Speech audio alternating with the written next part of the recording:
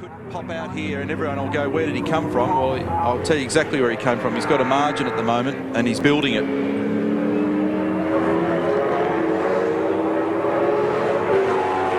won race 3 here to finish off 2006. I think he'll jump out right in the lead, but you're just going to have to watch the trends here to see whether that's the case, but there certainly won't be much in it. He's going to jump right into the middle of this little battle. So these guys are 5th, 6th, 7th and 8th on the road. And just to tag that remark, Stephen Richards, his teammate, who's 1.8 seconds behind Mark Winterbottom, will find himself mixed up in it as well.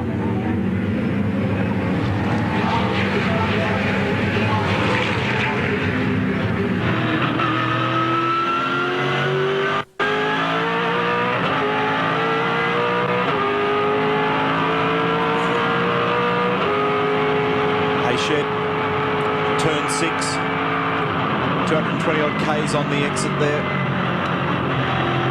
This is where Winterbottom went off yesterday, up the top, Lukey Heights. This is second gear, 70 kilometres an hour.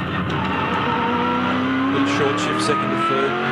Don't use all the revs, otherwise it promotes too much wheel spin, too much sliding.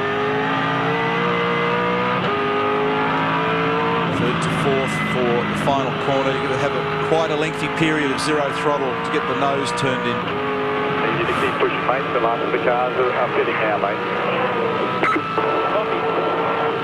Grab 6 just before the Dunlop Bridge. And then you get to that second of the white lines down there, depending on the wind direction and the grip levels, 280 kilometres an hour or north of that. Third gear, turn 2. This is where several people have been in trouble over the weekend. This was where Jason Richards went off yesterday. Fourth, and turn 3 is one of the ripping great corners in this country. And a little oversteer moment right in the middle of it there for Jamie, who just had to catch the slide. He's doing that, I might mention, at just on 250 kilometres an hour in a 1.5 tonne car. Sounds easy. Amazing ride around this circuit, incredible place. Drops away, big rise to turn 1. And some famous turns. We've had some great champions crowned here. We'll have another one this week.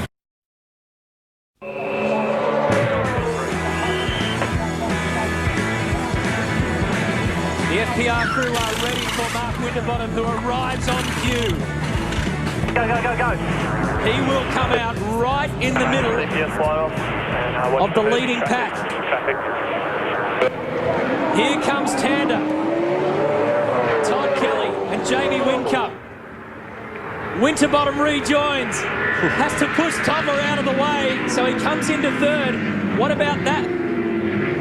What does that do for Jamie Whincup? It pushes him 1 spot back. It certainly won't make him burst into laughter, but he's actually going to make a move here and gets it done quickly at turn 2. So problem solved for Jamie. Wait for these tyres to come up.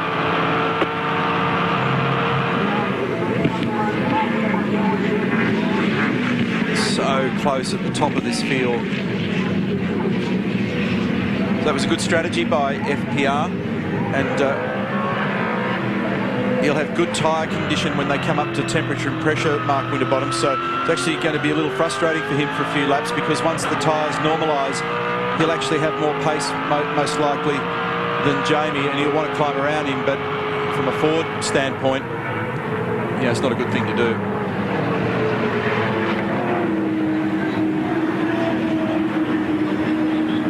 Tom Gorman and Ray Price, president of the Ford Motor Company Australia and his motorsport manager.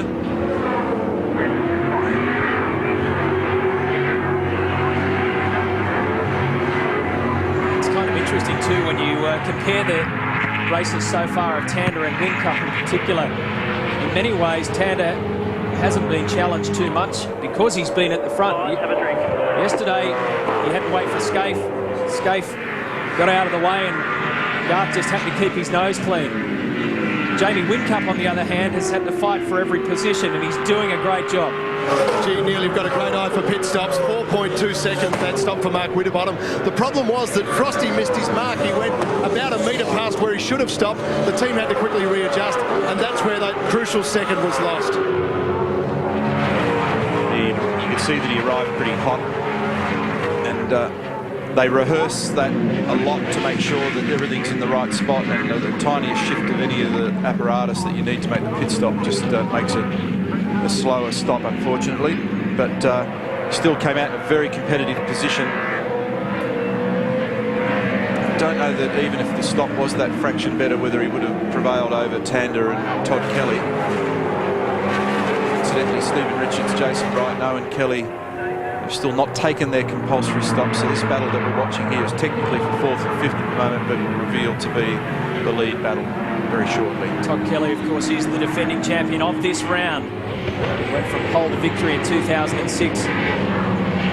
Led the championship after round 1 in 2007. And it's been pretty much a scrap between Rick Kelly, Garth Tander, Jamie Whincup and Craig Lowndes. You hear the gentle progression of the throttle there in 3rd gear coming off turn 9. It's gentle. 11 laps to go. Have a drink.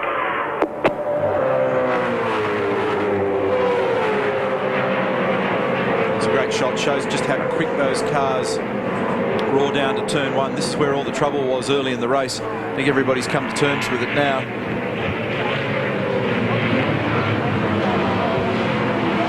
Holden, Ford.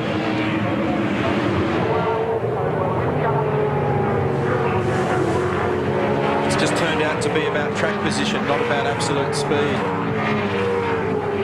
I think just, obviously the speed's different today than yesterday, but relative to each other, I reckon Jamie's car's a little bit stronger. He was a bit disappointed last night that he didn't quite have the car pace when I spoke to him. Apart from the little snag they had in the pit stop, he didn't think they were really competitive enough. Actually, just battled a little bit to get the car turned in there at Siberia. But I reckon today they have smartened the car up a bit. Jason Bright will come in on this lap in the Fujitsu entry for Brightech. He's 2nd on the road at the moment. Managed to get the gear lever to do half the race.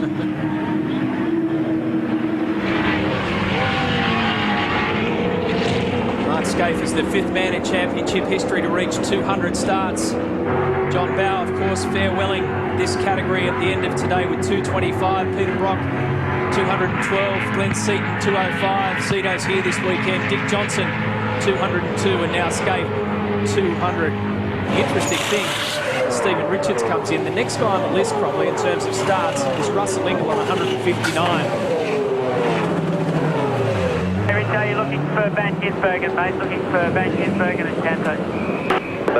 He pops out about 16th or 17th, thereabouts. So all the compulsory stops have now been completed.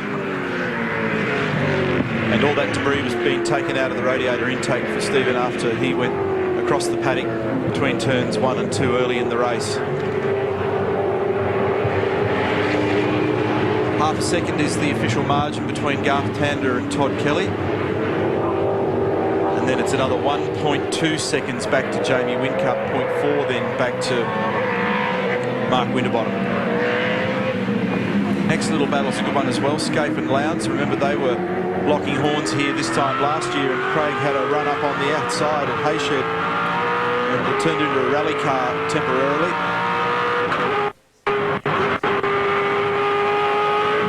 Interesting that Mark uses the curb at Hayshed and Craig doesn't on that occasion. Very often we've seen the Triple 8 cars been very good with the way they've behaved across the curbs over the season. Rear brakes really locked on Lowndes' car as he plunged down the hill, searching high and low for a way around Scaife's car. Doesn't seem to have adapted nearly as well in this second race at Scaife car as it did yesterday. We've been talking how they've had that spooky feeling about the points here this weekend. This is how they stand at the moment. With Garth Tander leading the race, he now has 610 for the year, a 7-point swing for Jamie Whincup. Remember, Whincup had a 7-point lead coming into this round. A little oversteer moment again for Craig Lowndes through turn 1.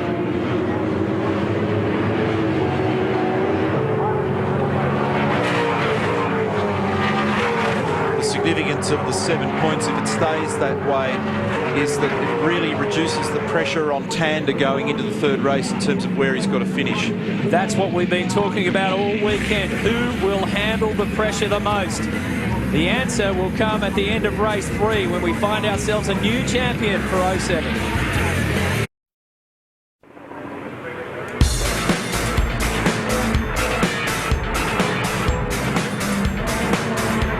Under 10 laps remaining in race 2 of the Dunlop Grand Finale.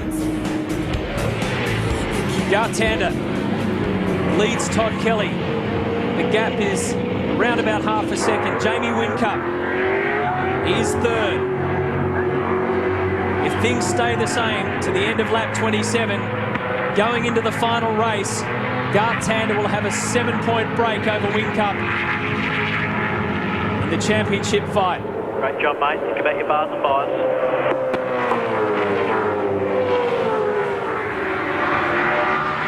Lap times are interesting at this point. 37.2 for both Garth Tander and Todd Kelly and Jamie Whincup. They're only split by the tiniest fractions, and we measure out to the 4th digit after the decimal point with lap time. Can you believe that? Then Winterbottom did a 37.3, Scaife a 37.5, and Lowndes a 37.6. So nobody is blinking at the front of the field. And as I said, remarks a few minutes ago, the only thing that's really making a difference here in the end has been track position, because had Jamie Whincup been in a position to lead the field, it would be the other way around. It's that close. So Mark Winterbottom there in 4th. In 5th is Mark Scaife. 4/10 of a second, or a fraction behind him, is Craig Lowndes. And at this stage, Lowndes is 35 points off the championship lead. So yesterday there were 4. We whittled it down to 3. Going to race 2 by now, we're down to 2, because Lowndes will not have enough reach to be still in the picture. It's still a nail biter for race 3 no matter what, because all sorts of weirdness can happen.